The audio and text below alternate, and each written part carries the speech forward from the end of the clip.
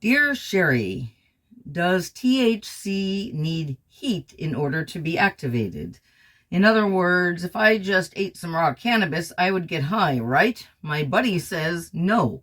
Who's right? Okay, well, that's a good question. Before I get to the answer, I just want to remind everybody, hit that YouTube subscribe button and notification bell because I try to upload new videos every Wednesday. What you are talking about when you're talking about activating your cannabis is a process called decarboxylation. And what that is, and I've talked a lot about it in my videos if you've watched some of my other videos, and there'll be a link in the comments below to more details about what decarboxylation is, why you need it, and how to do it.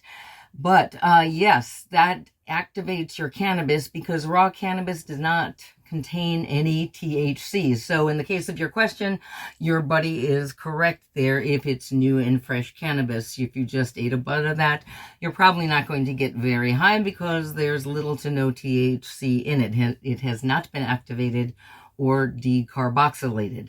So yes, heat will cause decarboxylation, and again in the tutorial it'll tell you exactly how much heat for how long in order to properly decarboxylate your cannabis.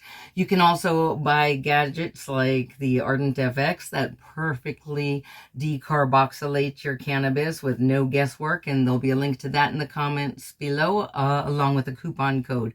But there is one other thing that causes decarboxylation besides heat, and that is age.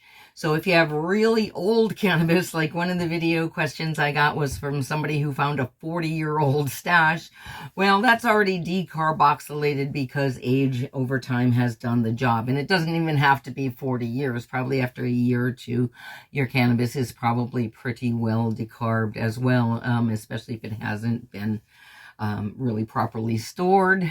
So age will also cause decarbing, but normally when you cook, you are going to want to decarb first to get the maximum potency out of your cannabis when you're making edibles.